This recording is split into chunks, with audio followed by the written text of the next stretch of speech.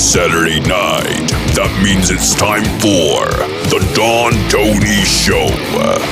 The wait all week long is finally over.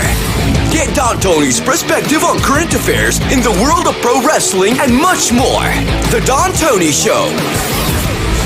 And now your host, the man, the legend, Don Tony.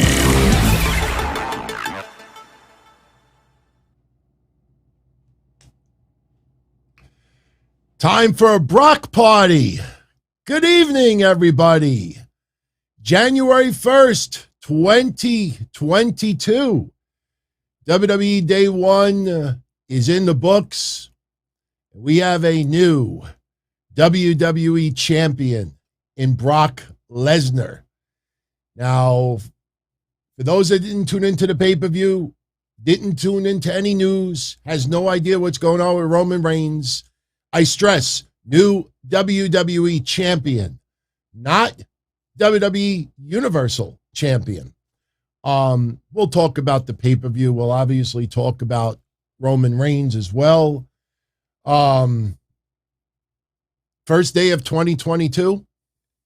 First pay-per-view of 2022. First title change of 2022. My overall thoughts of this pay-per-view right off the bat, this felt like it was really a one-match pay-per-view. And don't get me wrong, the Usos versus the New Day, they deliver. They always deliver. Tell me the last time that the Usos and the New Day had a Shangada match.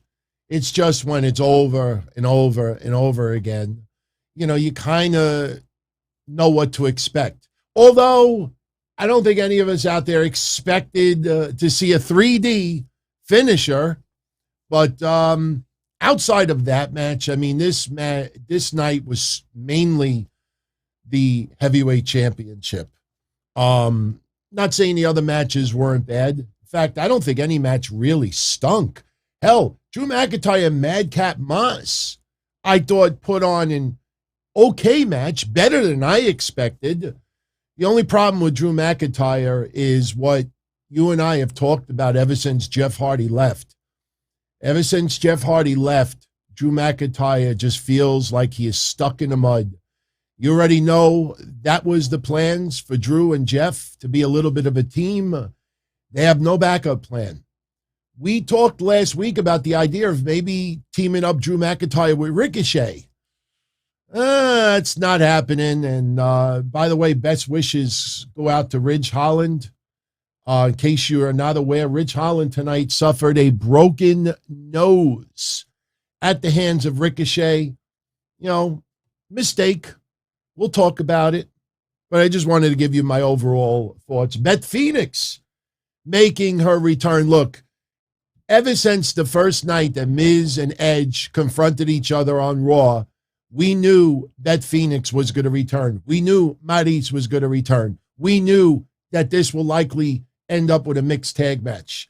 For me, the highlight, other than the Brood entrance, was this.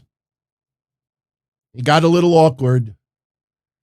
That's not the Chris pose, for those that know what I'm talking about. Hey, how you doing? How's everything going? What's your favorite lunch? What's your favorite food?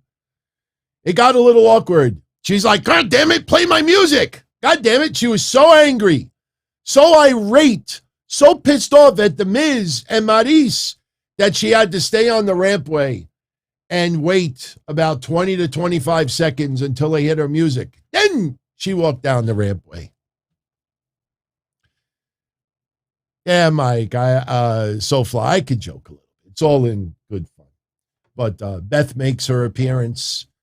And Maryse runs off, so we'll see where that goes. But look, let's talk about what's most important right now. And let's also keep this in perspective.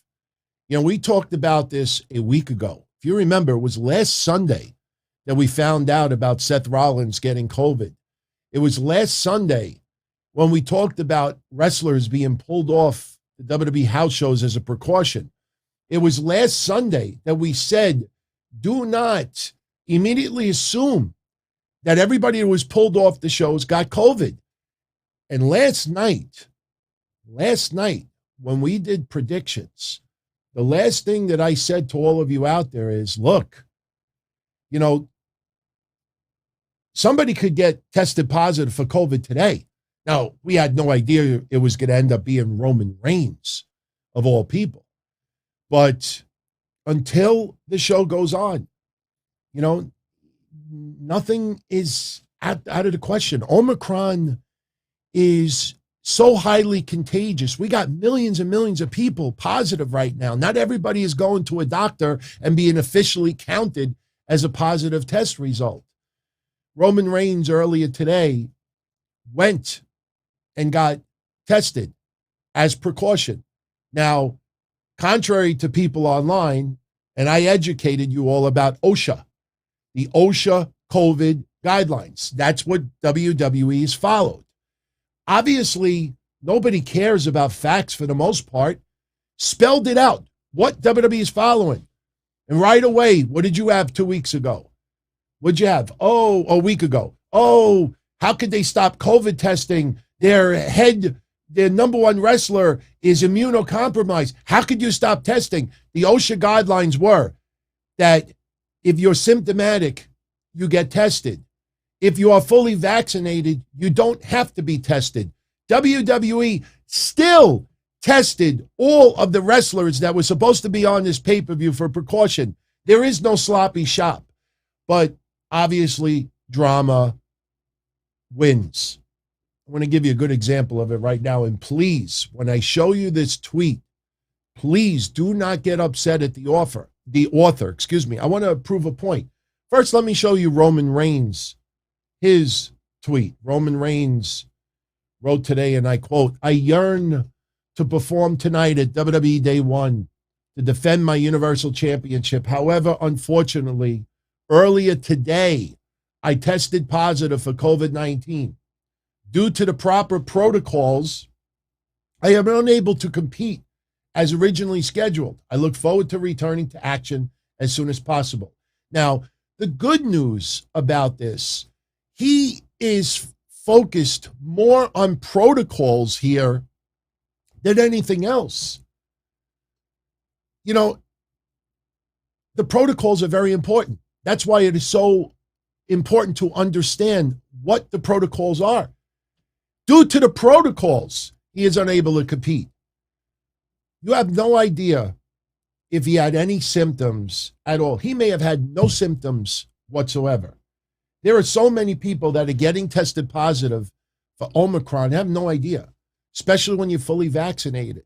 So the good news is Roman Reigns could be in the same position as Seth Rollins. Seth Rollins tested positive a week ago. Because he is fully vaccinated, Seth Rollins within 2 days showed no symptoms whatsoever. And if you follow the OSHA and the new COVID guidelines, 5 days is the period. If you're a Raw wrestler and you get tested positive the next day, you could literally perform on the next Raw if you just add up the math, provided everything goes well. So the most important thing about Roman Reigns right now is that he is okay. He is okay. Let's hope that he is going through similar to what Seth Rollins is going through. Obviously, Roman Reigns did not perform tonight. So as a result, the fatal four-way for the WWE Championship now turned into a fatal five-way. Brock Lesnar added to the match. Obviously, it puts everything in disarray. We talked about it with Big E. Now, we had no idea Brock Lesnar was going to be in the match, but if Big E were to lose the WWE Championship at this early in his title reign, would it be considered a disappointment? I think, with the exception of Brock Lesnar, if Big E would have lost the title to any of the other three men tonight, I think his reign would have been looked at as a disappointment. But it's almost like what they did to Big E tonight is what they did to Bianca Belair. Bianca Belair prepared for Sasha Banks.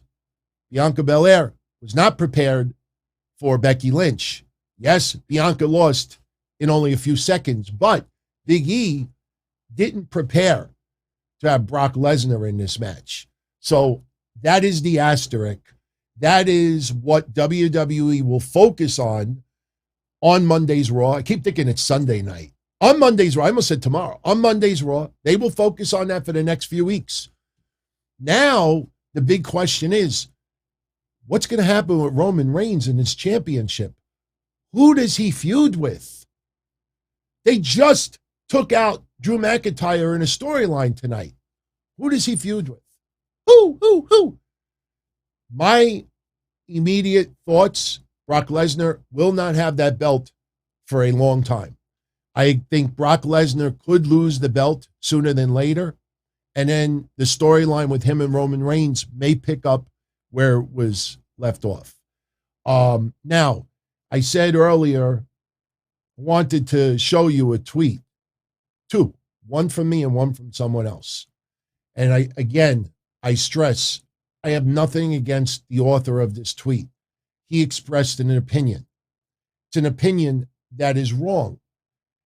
I do not criticize people for making an error in opinion, not thinking about the facts first.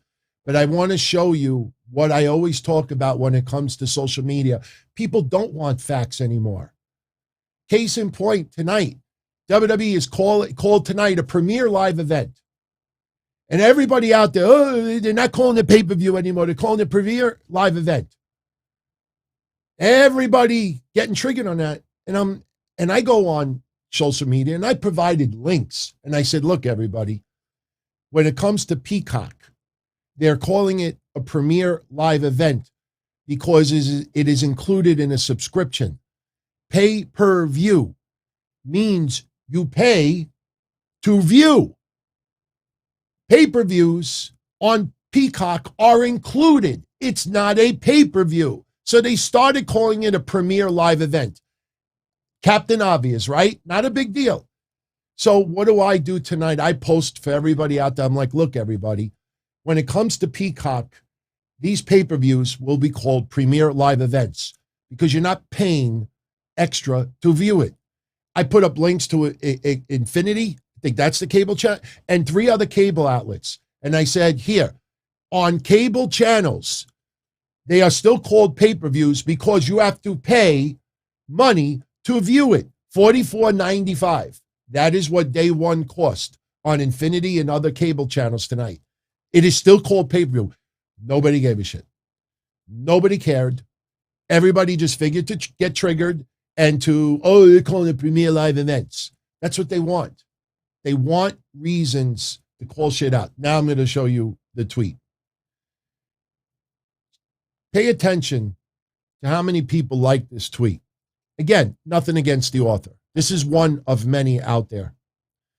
WWE needs to stop doing house shows.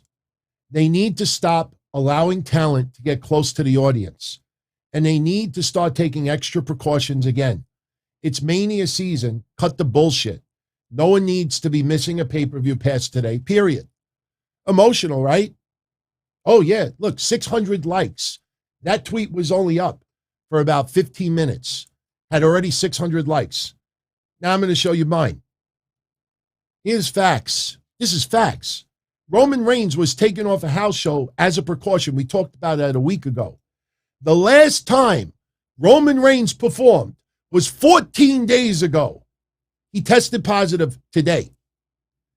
It had nothing to do with house shows. It had nothing to do with audiences. It had nothing to do with WWE protocol. Well, shout out to whoever did that run-in. I'll post it in a moment. Let me finish this. Cannot blame this on WWE protocol. Roman Reigns has not performed in 14 days. It had nothing to do with house shows. He didn't get COVID 14 days ago, and it just basically camped out and said, I'll come out on January 1st. Stop always making this shit about WWE and just wish Roman Reigns the best. That's the facts. Not even 36 people like that. That was up there for almost 90 minutes. See where I always go with this stuff? This is what we deal with in life, period. A lot of people out there don't want the facts. They ignore the facts. They want reasons to post emotional tweets like this so everybody could say, cut the bullshit, WWE. Take extra precautions. They should not be what that person said is fine. It has nothing to do with Roman Reigns. But yet everybody flocks to that. This is what I deal with all the time. That's why I always bring it up. It's just getting worse and worse and worse. If anything that came out of the Roman Reigns being tested positive today, it's the opposite of what people are trying to say about WWE being careless with COVID testing. They are following OSHA guidelines. They went one step beyond and tested everybody who was supposed to perform. I'm not making stuff up here. So Roman Reigns right now is COVID positive. Again, we don't know if it's Omicron. We don't know if it's Delta.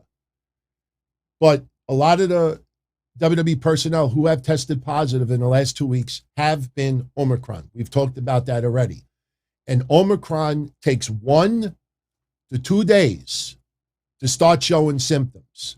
So if you follow that protocol, Roman Reigns had to have come into contact with someone over the last 2 to 3 days.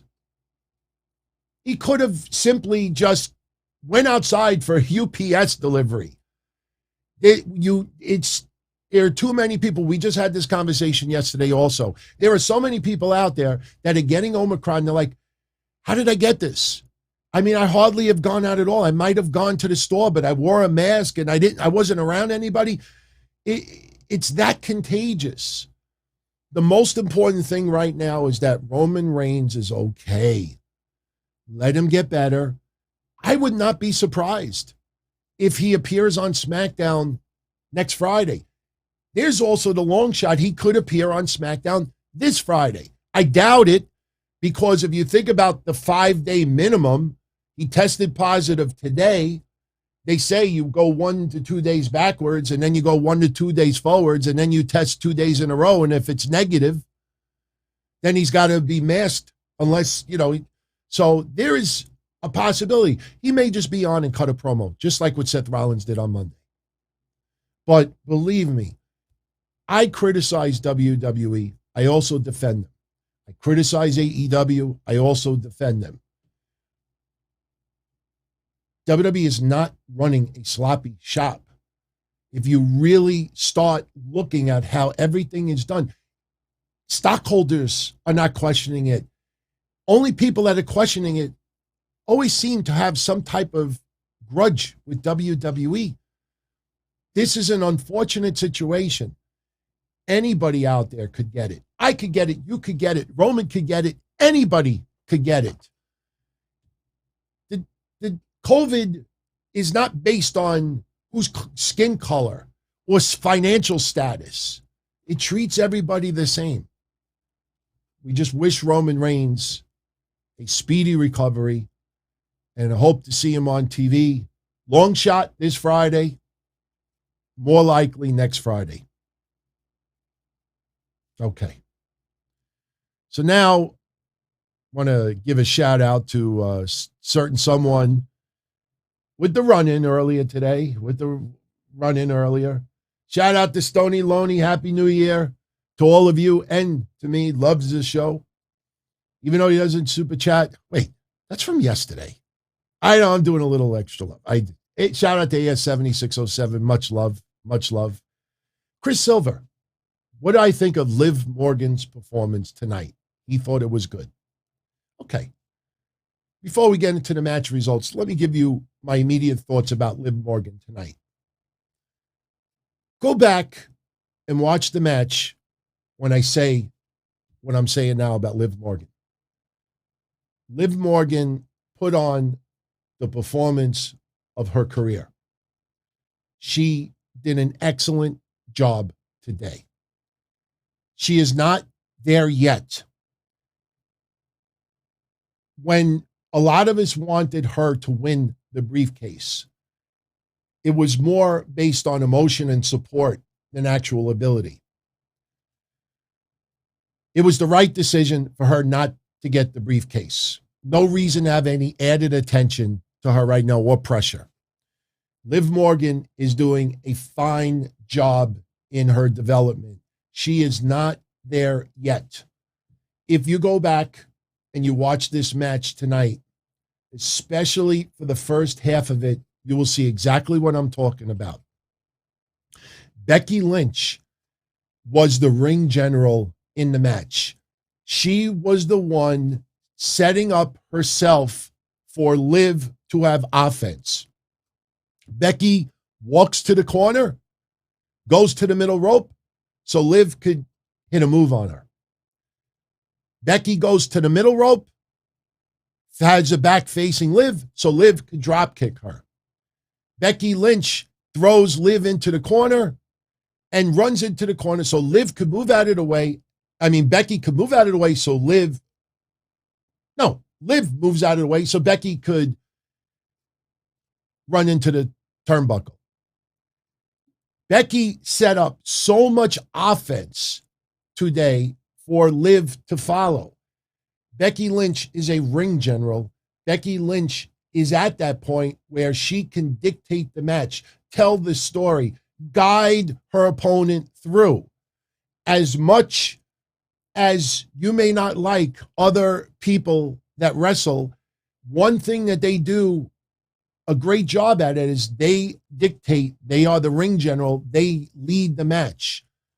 Let me lead, you follow.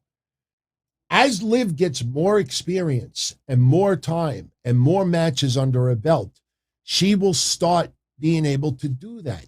She is not there yet. Now, understand something. When Becky Lynch sets up moves, Liv's got to deliver. And more times than not tonight, Liv delivered and delivered well. There was a couple of moves that were kind of more of the visual than actual, what it was intended. I'll give you an example. Becky Lynch is sitting on the middle rope and Liv Morgan was going to powerbomb her. Instead of just running into the corner, picking up Becky and powerbombing her, she decides she's got to jump off the middle rope on the side, jump backwards, and then powerbomb her. It's all about the visual. It looked good. But telling a story, just powerbombing her would have made more sense.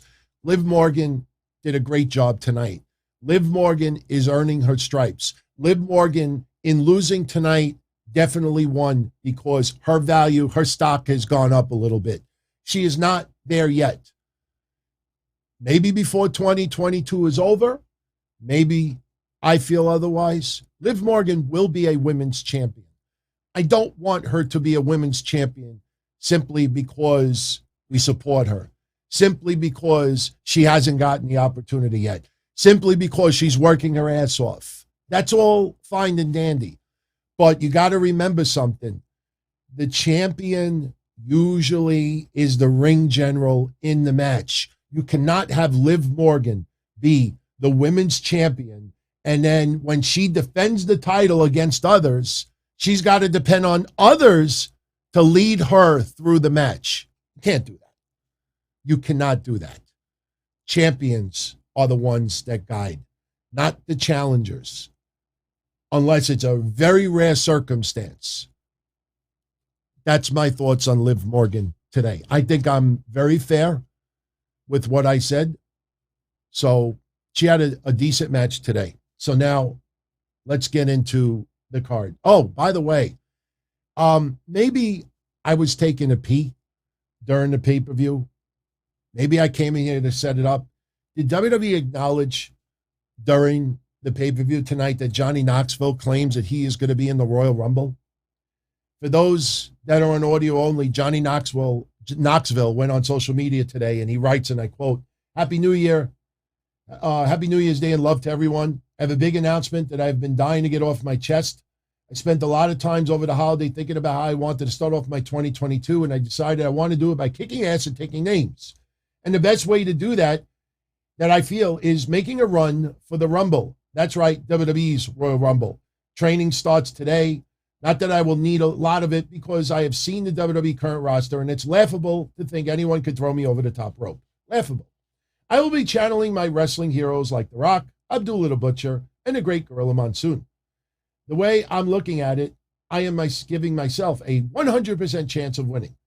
What chance do you think I have? Johnny Knoxville. Okay, AS7607 said, yes, they did acknowledge the video. Okay, good. So it was good timing for me. I did not feel like I wanted to see that during day one today. But Johnny Knoxville apparently will be an entrant in the WWE Royal Rumble. Hey, Drew Carey was in the Royal Rumble. You know what I mean? Like, as long as he doesn't eliminate somebody that we want to see possibly win it, I'm fine with it. You know, let him eliminate Madcap Moss or Corbin or somebody like that. So, yeah, Kane. Oh, yeah, I get it. The mayor of Knox County eliminates Johnny Knoxville. I get it. Okay. Touche. By the way, if you all didn't check it out yesterday, last night we had a fun New Year's Eve live chat party. I went off keto yesterday. Biggest mistake I did. I don't think the pizza was a big deal. It was the cannolis. I got no sleep last night. I drank about 2 liters of water overnight. I feel like crap today. I got a headache still. So I think I'm either going to go right back on keto or I'm going to start doing paleo. So anyway, let's get into the pay-per-view, shall we? All right. First match on the card. Cesaro and Ricochet versus Sheamus, which was pretty much a handicap match. Ridge Holland, unfortunately, suffered a broken nose during this match. There was a point early on in the match where Ricochet was in the ring, and Cesaro was going to help Ricochet basically do almost like a somersault. And we saw Riddle do it with Randy Orton in a little bit different way earlier. You know, for the boost, Ricochet pushes off from Cesaro, flips over. If you watched Rampage yesterday, you saw Penelope Ford, you know, basically do a moonsault and land literally in Ty Conti's face. Ty Conti is very lucky she didn't have a broken face from that. It happens. Accidents happen. Soon as the move happened, Ridge Holland went right out of the ring, brought right to the back, as you could see, broken nose. So this was pretty much a handicap match. This was the kickoff show. And, look, for an impromptu handicap match, I thought they did a decent job. Sheamus continues to show. Sheamus had a pretty damn good 2021. Maybe not gold, you know, for the majority of the year, if any, you know, to back it up. But Sheamus had a great 2021. Continues to show that he performs at a top level. And sure enough, Sheamus laid out Ricochet on the outside with white noise and then hits the bro kick on Cesaro, gets the win. So technically it was a handicap match. I think Sheamus was trying to signal Ridge Holland to come back out after the match was over, but obviously this was a pretty big deal. They had to attend to him, and Ridge Holland obviously will be out for a little time. I tell you, when you think about it, you know, Sheamus, broken nose, had to wear the mask. Do they do a stupid storyline where Sheamus's face gets smashed again and they both have matching face masks on? I don't know. Gable Steveson sitting ringside once again. They keep making mention of it. I think it's only a matter of time where Gable Steveson will get involved in some capacity. Who knows? Maybe the Royal Rumble. Do they do similar? Who is that football player? The one on the Patriots? Who was the one that was sitting ringside and ended up, what was it, the Andre the Giant Memorial Battle Royal? I think it was. Maybe Gable Steveson during the Royal Rumble is sitting outside. Somebody baits him and he ends up getting into the Royal Rumble. So Gronk, that's right, Rob Gronkowski. So he was sitting ringside. WWE Day 1 from the State Farm Arena in Atlanta, Georgia. We don't have the attendance, but we do know that the COVID positivity rate is 10.9%. Crowd pretty hot early on. Usos retain the SmackDown Tag Team Championships, beating the New Day. Excellent match. You know when the Usos and the New Day compete with each other, you know that they're going to deliver it every time. I was actually doing a little research earlier about their matches. I kid you not. If you do a Google search, check out the Usos versus the New Day, they have not had as many matches as you think. You'll be surprised. Compared to Randy Orton versus Sheamus, which we used to joke about all the time, they actually have not had as many matches as you would think. But they have been feuding for the majority of the last 5 years in some capacity. This match was excellent. I think it was at least 2 times that the crowd was chanting, "This is awesome." Early on, Jey Uso with a little tribute to Roman Reigns with the Superman punch. We had a couple of pretty good moments. Trouble in Paradise blocked by Jey Uso. He hits the frog splash, but only for a two count. We had a double super kick to Kofi Kingston. We thought at that point the match was over, and then Xavier broke up the count. So that was the only match that I got wrong. But, you know, also at the main event, we had no idea Brock Lesnar was going to be in it. And to be honest with you, I did not put a prediction up for that. I'm not going to sit here and say, oh, I thought Brock Lesnar was going to win. I honestly didn't know what to think afterwards. If Brock Lesnar wasn't in that match, I honestly thought the Big E would have retained. But we had Xavier Woods and Jimmy Uso battling outside the ring. Xavier Woods greeted with a super kick. This allowed the Usos to double team Kofi Kingston. And go figure, they did a 3D on Kofi for the win. That was interesting. I know a lot of people immediately think, do you think it's a possibility of the Dudleys returning? Hey, look, anything is possible. The problem is, who feuds with the Usos next? We talked about this yesterday. Who feuds with them next? If New Day would have won, as much as I don't want to see Moss and Corbin going up against them, at least you have some heel teams. Ricochet and Cesaro, I don't know how much traction that's going to get. So will 2022 be a highlight where WWE brings in more legends?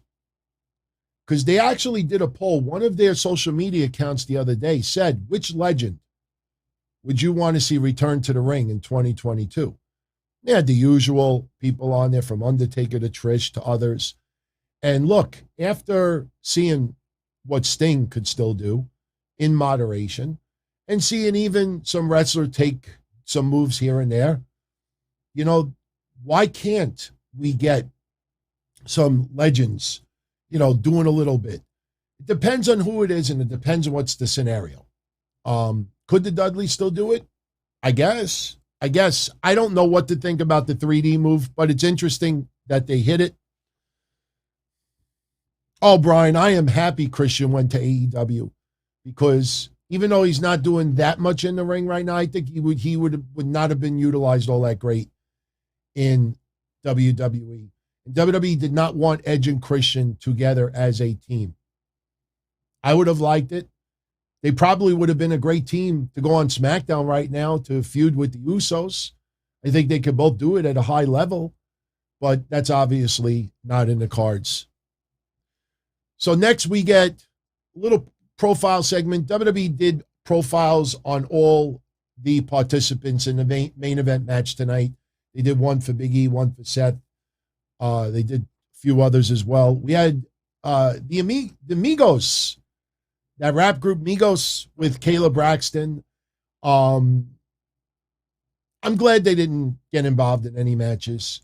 Not saying that they couldn't have, but they are lifelong wrestling fans, and they are from the Atlanta area. So they were guests tonight. They did not perform. So they would come out later on with a tag team, which we will talk about in a little bit.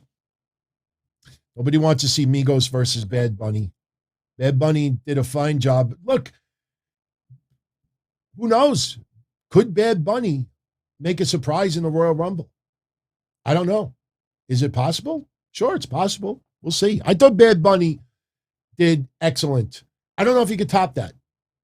And I don't know if they would want to revisit that. Chris Silva says maybe the Viking Raiders could face the Usos. That's possible, but I don't know how many people really want to see that. I certainly don't. So now, next match on the card, we get Drew McIntyre versus Madcap Moss. Thank God. Thank God. Last night, almost everybody, just on principle, we picked Drew to win. But you had that scary thought with Corbin at ringside. Could Corbin distract Drew enough for Moss to get the win? I will tell you, Moss put on a really good performance tonight with Drew McIntyre. Sure, a lot of people complained online, you know, why is it taking this long for Drew to win? Stop overanalyzing it. You know, Drew McIntyre and Madcap Moss put on a decent match today. But as we will get into in a minute, I'm very concerned about Drew McIntyre right now. Out of everybody on that roster, he is the one that we have been focused on, and tonight did not help at all. Moss comes out cracking jokes about Atlanta. Atlanta's the biggest city in Georgia, but he didn't know it was because of weight. Stupid. After his loss, Drew will have to change his name to who? McIntyre? Moron. Drew McIntyre has a decent match with Madcap Moss. One cool move, Madcap Moss was sitting on the middle rope. Drew McIntyre is upside down, almost like a headstand. He reaches up, flips Moss over, and he's back doing a headstand. But thank God, Moss blocked the first Claymore, but didn't block the second. Corbin didn't even try to interfere. He's just basically looking outside like Moss gets pinned. Shout out to James Gruesome. Thank you very much for the super sticker. Thank you very much, my friend. Happy New Year to you. So, look, Moss put on a decent performance. The character is terrible. I don't like this happy shit, madcap stuff. It's kind of goofy. I mean, it wasn't that long ago that we had, honestly, the worst segment that I've seen on WWE television since This Is Your Life. Remember that stuff with Alexa Bliss and Bayley? That was just awful. Where does this go from here? So, I don't know. I saw some people getting a little triggered by it. Did you see what Drew did after the match is over? Drew did similar to what Adam Cole does when Adam Cole's in the ring, when he's doing his entrance and he's down like this and he goes, boom, you know, Adam Cole, baby. Drew McIntyre did something like that earlier. Trust me, somebody was doing it before Adam Cole. Maybe he didn't put the two fingers up, and Drew didn't do that. But Drew gets the win. He may have won the match, but he didn't win the war, because what ends up happening a few moments later, Drew McIntyre is in the back, and Drew McIntyre, he's being interviewed about his win. Moss and Corbin jump McIntyre, and they start beating him down with a chair, and they put his head inside the chair and gave him the Pillmanizer. So, put two and two together, it seems like Drew McIntyre has been written off TV for a little while. I don't know if he has any nagging injuries. Maybe he needs some time to rest and heal. I don't know. But I'm concerned about Drew McIntyre.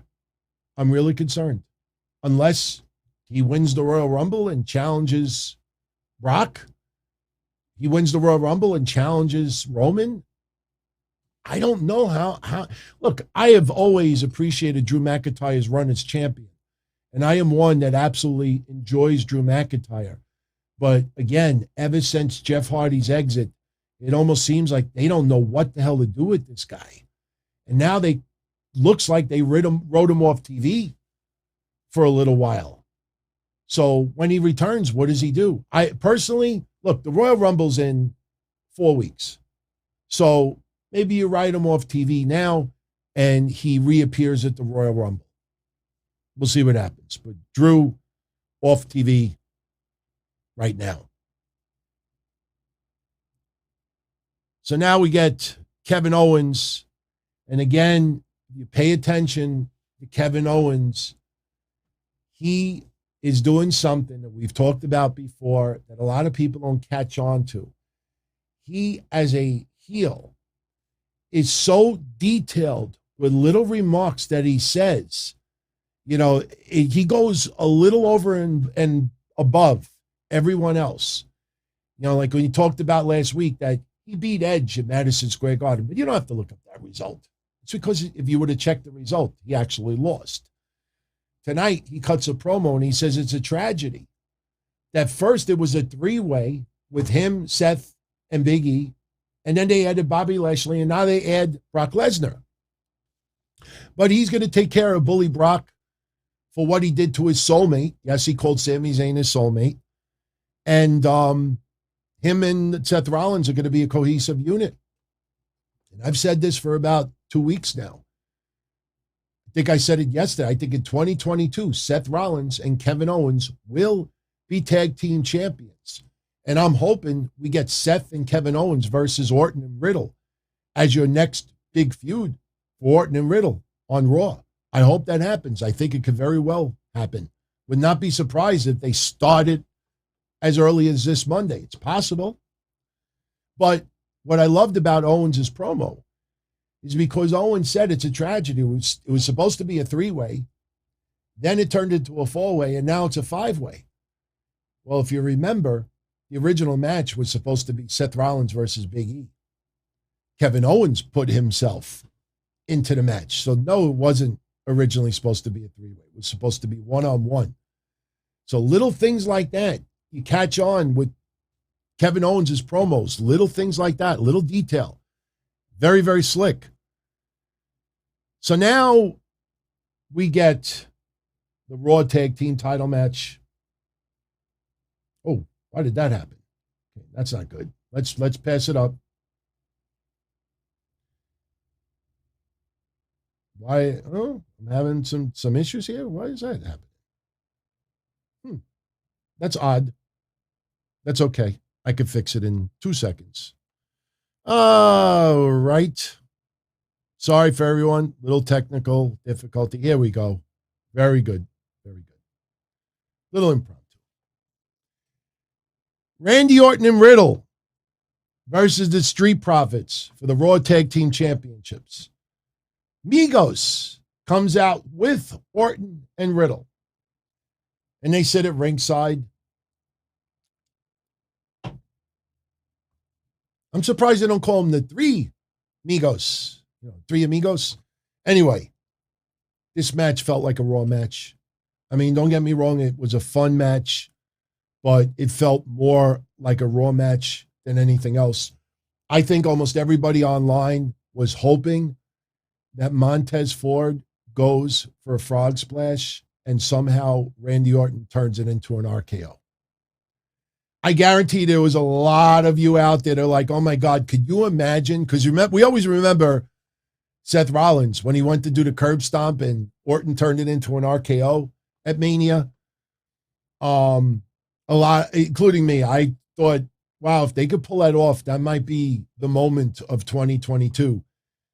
They might have practiced it, and maybe it just didn't work out well. But we didn't get that. We got a little variation of it. Basically, what happens in this match, Montez Ford misses the frog splash, and then Randy Orton hits him with the RKO. It was a fun match. Just seeing Riddle's interaction with the Street Profits. The problem here is that everybody was a babyface. The crowd was more into Riddle and Orton then the Street Profits. But again, it was a fun match, but it felt like a match you would have seen on Raw. Didn't feel like there was much heat. Crowd was into it a little bit. And after the match was over, Migos is in the ring celebrating with both teams. So handshakes afterwards. Everybody leaves on good terms. It was an okay match, but I honestly expected a little bit more.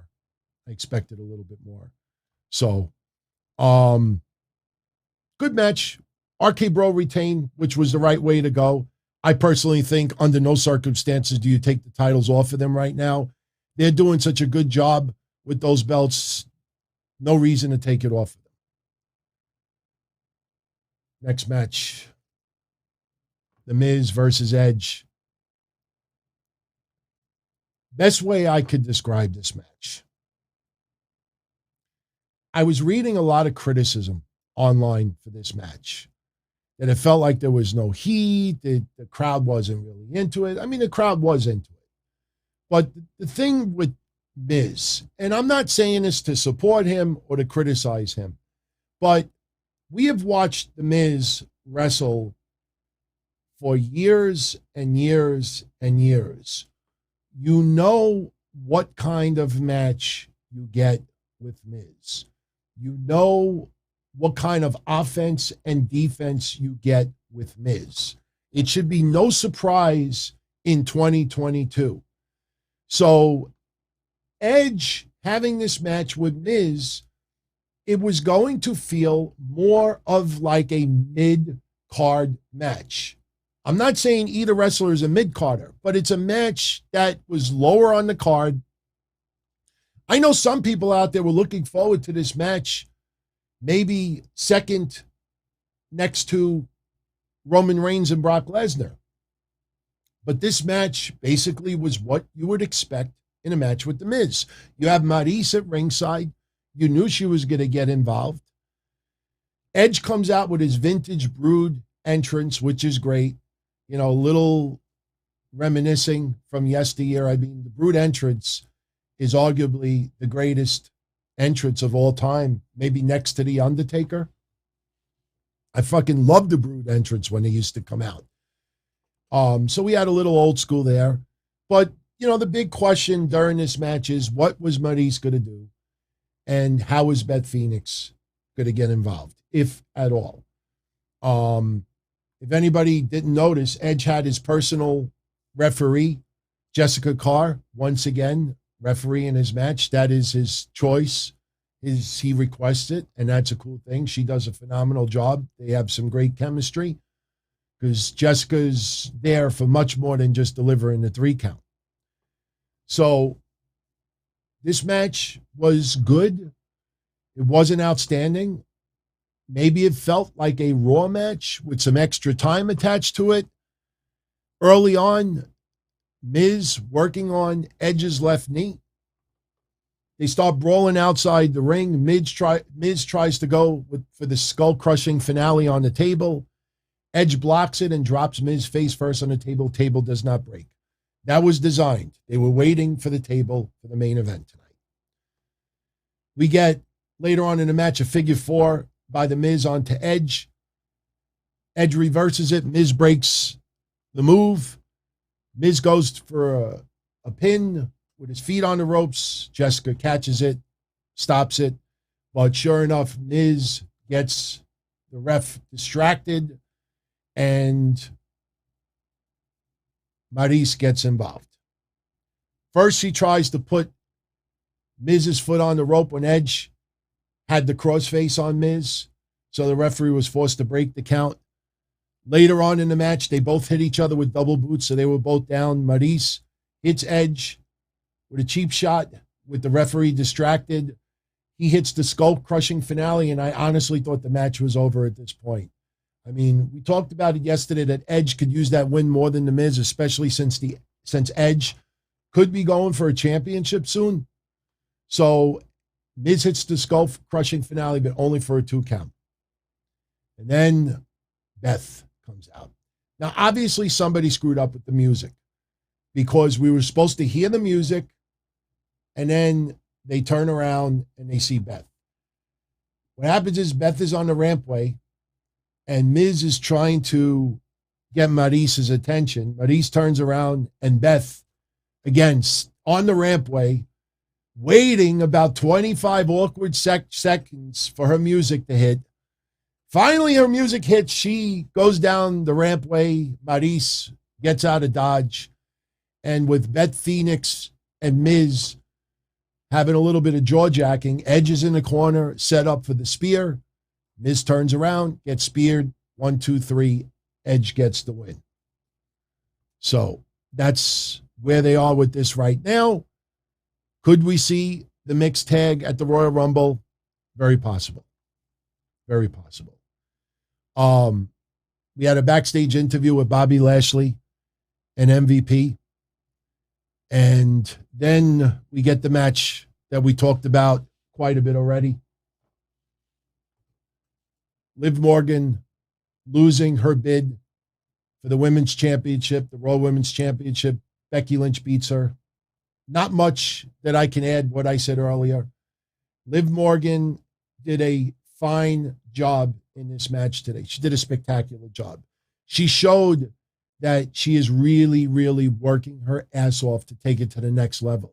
If you remember, about a year ago, we were talking about Liv Morgan and Mandy Rose in the same sentence, like trying to figure out which one do we think was actually up in their game. Because all we kept hearing a year ago is that both of them were working their freaking asses off to try to take their offense and defense to the next level. And I think we could say with all honesty, even if you're not a fan of one or both of their work, Liv Morgan and Mandy Rose have definitely improved significantly in the last 12 months. And if they stay on that path, especially Liv, no reason why she can't be women's champion down the line. But this match was pretty much Becky Lynch setting up Liv so she could hit some offense. Becky goes in the corner. Liv follows with a move. Becky goes to the middle rope, back facing Liv. Liv gives her the drop kick. There was one funny point during the match. I don't know if you saw it. And Becky does this a lot now. But tonight it was a little bit extra funny. And I'm not trying to make fun of anybody who is blind, but after Becky only got a 2 count, middle way through this match, Becky was getting frustrated. And Liv is behind her. And Becky is facing the other way. And Becky is like, it looked like somebody who was blind, like trying to find a wall to like grab onto. If you go back and you watch it, I mean, it was almost comical. But it was a good match. It was a good match. We had a lot more high spots than you thought. One spot that I kind of like was, Liv Morgan throws Becky Lynch into the ring steps, and then Liv trying to get her revenge on Becky for what Becky did to Liv's arm on the ring step. She puts Becky's arm on the ring step, and she stomps it 9 times. I swear to you, if you would have sneezed, achoo, and looked up right after you sneezed, Becky was back in the ring already.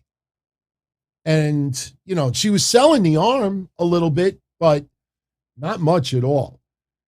And sure enough, what ends up happening, Becky climbs the top rope. As soon as she entered back in the ring, Liv drops her, puts an armbar submission, and some people are thinking that Becky may tap after what happened with her arm in the ring steps, but doesn't happen. Liv tries to hit the Oblivion on Becky. Becky stops it, nails Liv with the manhandle slam, pins her. Now, I'm assuming Becky was supposed to put her feet on the ropes because Becky, when it was a 2 ref Aja with the 2 count, Becky with her feet are trying to grab the ropes. She was too far away. So Jimmy Smith even said, you know, this was a clean pin.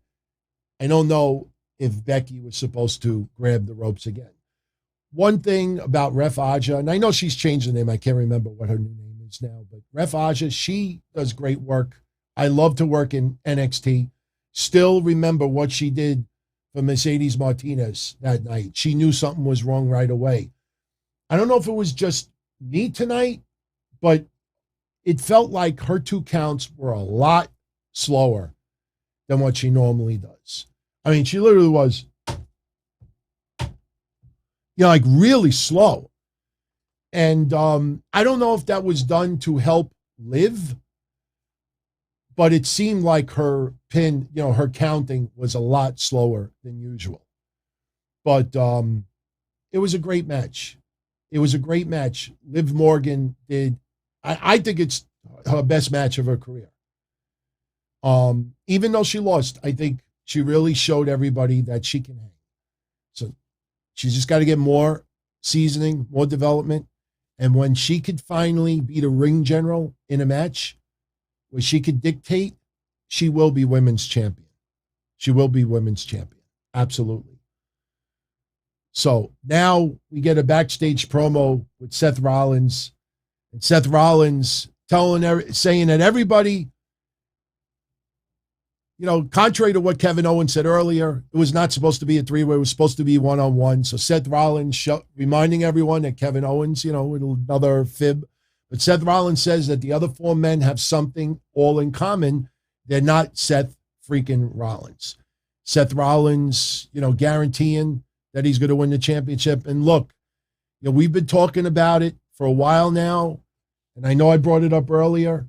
Seth Rollins, Kevin Owens, that I think is going to be the next big tag team on WWE television. I think just their antics together is going to be so fun to see. They got to keep them as a tag team. So we had the 5-way to close out the pay-per-view. And early on, Kevin Owens and Seth Rollins working together, taking out Bobby Lashley, taking out Big E, taking out Brock Lesnar. At one point, we thought they were going to put Bobby Lashley through a table. I don't know how you all felt about this match. I thought the match was a little too quick. I mean, the thing is, when you got 5 people in this match, if you watch Fatal 5-Ways in the past, there's always somebody fresh to break up the 2 count. And sure, Bobby Lashley, gets put through a table. Brock Lesnar gets double teamed by Kevin Owens and Seth Rollins. It was a fun match. It just felt like it was about 5 to 10 minutes too soon. I don't know how you felt about it. It had a lot of great spots. Absolutely. I mean, we had a point where Brock Lesnar, who we thought was laid out outside the ring, Brock Lesnar hits the ring. He hits the F5 onto Kevin Owens. He hits the F5 on Seth Rollins. He hits the F5 onto Big E. But then Bobby Lashley hits the ring. And I know, a lot of us have been wanting to see Bobby Lashley versus Brock Lesnar. Guess what? You're probably going to get it now. Will it happen on Raw? Could they save it for Royal Rumble? Why not? I don't know. Wasn't it that it's not an automatic rematch? I think Big E gets a rematch, obviously, but Brock Lesnar does not hit the F5 on Bobby Lashley. Instead, Bobby Lashley hits him with a spear, puts the Hurt Lock on Brock Lesnar. But sure enough, we get Big E back in the ring, and lo and behold, Brock Lesnar with the F5 on Big E gets the win. Brock Lesnar is your new WWE champion.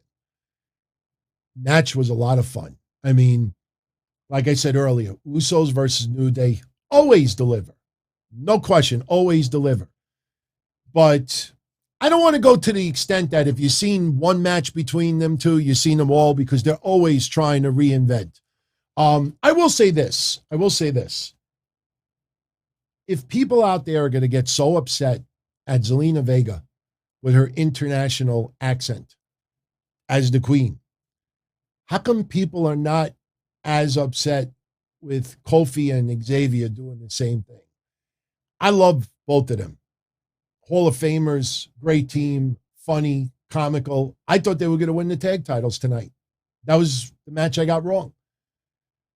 Although I did say yesterday that I thought the Usos should retain, but I thought we were going to have at least, remember I said yesterday we need at least one title change? We did get one title change, just wasn't the one that I thought. But them doing his international, I mean, I kept thinking about Zelina Vega. I'm like, how come people are so angry at Zelina, but not at this? But the Fatal 5-Way was a fun match. I just don't know why it felt rushed. Chat room, did you feel the match was rushed? I mean, look, Brock Lesnar with his offense, he hits 1-2 moves, match over. I mean, that's usually what ends up happening. But when you got 5 people in that match, I personally think it was a little rushed. You give it 5 more minutes. I will say this, Seth Rollins, man, a lot of props to Seth Rollins, and this should give hope to a lot of people out there about Omicron. Look, we're not in Seth Rollins' shape. We're nowhere near the shape of Seth Rollins. But this guy 1 week ago got COVID. 1 week later, not only was COVID free, but was able to compete at a high level tonight. We talked about it yesterday. I honestly thought that Seth was going to be laid out early in the match, and he would do a little bit, but not that much. You bring him back in slowly, because one thing that you may not know, and we've talked about the OSHA guidelines that a lot of people still have yet to tell you, but something else that you may not know about WWE, and still, again, I'm not trying to cause any controversy, but in the back of my mind, I always keep thinking to myself, I wonder if WWE released Keith Lee because of concerns with his heart. And the reason why I say that, again, is because when a wrestler in WWE does get diagnosed with COVID, you not only have to show evidence of 2 negative PCR tests, you also have to get clearance for your heart. A lot of people don't know that. So not only did Seth Rollins have to just show up, I don't have my COVID tests here, but it's not that he just shows up like, look, everybody, I'm clear. No, he had to get cleared for his heart as well. And that guy performed tonight at a top level. I mean, he's jumping off the top rope. He's doing all his regular moves. I mean, Seth Rollins did a lot more tonight than I expected him to do. See, look, out of respect to Keith Lee, I will not say that's the reason why. It's just a thought always in the back of my mind. If WWE had concerns about his heart, I hope that's not the case. But, the fact that everybody's got to be tested for the heart, that's not an absolute requirement in other sports, but it's recommended. So they are doing what they're supposed to, but it was good to see Seth Rollins back. And like I said, whether you like WWE or you don't, whether you like, something else, or you think WWE is careless, whatever, if one thing comes out great tonight, as far as Omicron, you see how quick Seth Rollins was able to return. I mean, literally, Roman Reigns, do not be surprised if Roman Reigns cuts a promo on SmackDown Friday. He might cut it from his house. He might cut it from a hotel room, similar to what Seth Rollins did on Raw last week. But the point is that the fact that he was able to come back so fast that, if you're fully vaccinated, you do have some protection. So it was really good to see Seth Rollins back tonight so quickly. Let's hope the same for Roman Reigns and for anybody else. You know, we brought it up yesterday that they never decided to go with Nakamura versus Sami Zayn. Personally, I thought that would have been good tonight. They gave extra time for Becky and Liv Morgan. They gave extra time to Drew McIntyre and Madcap Moss. They could have easily gotten an additional match in it because remember, we were supposed to have, think about this, before I close this off for tonight, think about this. We were supposed to not only have a fatal four-way, which probably would have went the same length of time as the main event we got tonight, and we were supposed to get Brock versus Roman Reigns. And Paul Heyman was supposed to get involved with that. So we didn't get a replacement match for Roman versus Brock. They just added Brock and a match was taken away. They gave extra time for these other matches. I'm wondering why they didn't go with Sami versus Nakamura on the pay-per-view. I'm not insinuating that anybody tested positive, but you remember some of those names were pulled from the shows 2 weeks ago for precaution. But Rollins, I mean, honestly, other than Brock winning, Rollins to me was the star in that match today. And he almost felt like Rollins was like, I'm going to show everyone this fucking COVID is not affecting me at all. I mean, he went over and above. So now ask the question, where do we go from here with Brock and Roman? Who feuds with Roman next? Does Brock go up against Lashley? Do we get Brock versus Big E? I get this weird, I might feel different by Monday, but I get this strange feeling that Brock Lesnar may not hold that title beyond a month. This might just be temporary. Give some fresh matches. And look, remember, Brock Lesnar with the comment tonight, getting a little comedic, talking like Paul Heyman, and he's a free agent. So now since he's the heavyweight champion on Raw, is he still a free agent? Could they still have Brock Lesnar go after Roman? Look, this is WWE. They could write this shit any way they want. So do not discount the possibility of Brock Lesnar still going after Roman. And I just thought about it. A lot of you in the past have said they should unify the heavyweight champions. Have one champion on both shows. Now, I don't know if that's a smart idea to do during COVID right now, but I'm wondering how many people start posting that idea on social media the next couple of days. Hey, WWE is considering having Brock versus Roman unify or winner take all. Winner take all. Could that happen? Something to think about. Something to think about. 2-belt Brock. Yeah, if Becky could have 2 belts. And Sasha could have 2 belts. Why can't Brock have 2 belts? Not a bad idea. Something to think about. Something to think about. But that was your pay-per-view tonight. On a scale of 1 to 10, I give the pay-per-view, I give it a 7. I give it a 7. You know, if I had to pay $44.95, I probably would have given it a 6. I give it a solid 7. You know, I mean, some of the matches felt like they belonged on Raw. You know, Liv and Becky, you know, definitely delivered. Some matches, you know, Drew versus Moss over-delivered, but I didn't expect much to come out of there anyway. Having Brock win was a surprise. So the fact that there was no Roman, I think, takes off a notch. Obviously, it wasn't, you know, it's freak, you know, getting COVID.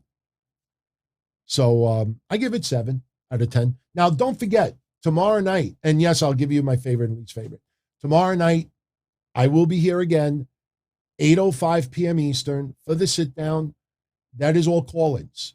So if you would like to join me tomorrow night, Sunday night at 8 o'clock, we will be taking calls. If you want to call in, talk about tonight's pay-per-view, talk about where you see things going from here. You want to talk about AEW, you want to talk about the Tony Khan Big Swallow situation that we talked about yesterday.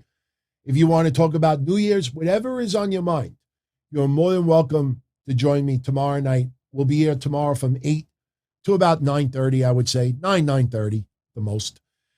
Favorite match tonight, I go with the 5-way. Although I wish it went at least another 5 minutes longer. 10 minutes would have been even better. But I guess they didn't want Brock. Let me put it this way. Big E getting pinned kind of justifies the match being shorter. Big E was not prepared for Brock. Big E was not prepared for the F5. Brock hitting the F5. It's devastating. He gets the pin. Nobody else outside the ring breaks up the count. He's the champion. Boom, boom, boom, boom. So that's why they did it. Same reason why Becky Lynch beat Bianca Belair so quickly. That was extreme quickness. But obviously Sasha versus Bianca was not supposed to close out the show. Roman and Brock or Big E's match was. So, this is obviously on a different scale. But the 5-way is my favorite match. My least favorite match of the night. Moss versus McIntyre. Even though it was a better match than I expected, had no business being on a pay-per-view. Seriously. If none of them had COVID, I would have put Nakamura and Sami Zayn on that pay-per-view and leave Drew McIntyre and Moss on SmackDown. They could have done the whole injury angle on SmackDown. They could have had Drew McIntyre beat Moss on SmackDown, and then he's in the back being interviewed, and they lay him out, and they do a whole stretch of job, the ambulance, you cue the fans from the crowd, and they're all looking really concerned and everything. It's SmackDown. It kills 5 extra minutes of time. He gets stretched out. Bah, done. VJ Mish is doing better. I sent him a couple of food gifts for the holidays, and I sent him pizza as well, and he made them tonight, New York pizza. So obviously, I don't think he would have been eating pizza and showing everybody if he was still very much under the weather. So he is doing good. I expect him on with me Monday night after Raw, so that should be on, unless the pizza gives him a little agita. But I think he'll be okay. But that's pretty much it, everyone. Definitely in the comment section, let me know what you thought of tonight's Day 1 pay-per-view. Look, for the first day of 2022, not a bad pay-per-view. I mean, it definitely advanced some storylines. Brock now being the Raw Heavyweight Champion, WWE Champion. It'll be interesting to see where they go from here. I just hope Bobby Lashley versus Brock Lesnar is in the cards, because I know that's a match that a lot of people have wanted to see. Now we get the opportunity to see it. So, all right, everybody, I'm out of here. Hope you can join me tomorrow night at 8 o'clock for the sit-down. If not, join me Monday night, 11:05 p.m. with Breakfast Soup Raw. So be well, everybody. Stay safe. Happy New Year once again. Thank you, as always, for your support. Can't wait to see what 2022 has in store. So good night, everybody. Be well. As far back as I can remember, I always wanted to be a podcaster. For me to live any other way was nuts. To me, those goody-good people who worked shitty jobs for bum paychecks and took the subway to work every day and worried about their bills were dead. I mean, they were suckers. They had no balls. If I wanted something, I just took it. I ran everything. I paid the bills. I paid the host. I even paid the masked maniac. Everybody had their hands out. Everything was for the taking. We always called each other good fellas. You would always hear from somebody. You're gonna like Don Tony. He's all right. He's a good fella. He's one of us. But if you're part of my crew, nobody ever tells you they're gonna get rid of you. It doesn't happen that way. There weren't any arguments or curses like in the movies. See, your haters come with smiles. They come as your friends, the people who've claimed they care the most for your life. And now that's all over. And that's the best part. Today everything is different. There's lots of action. I don't have to wait around for everything like everyone else. Oh, I didn't get the vaccine? Fuck you, vaccine me. Oh, your delivery guy has COVID? Fuck you, feed me. Right after I moved here, I ordered egg noodles and ketchup, and I got spaghetti with meat sauce. I'm no longer an average nobody. while they get to live the rest of their lives like a bunch of schnooks.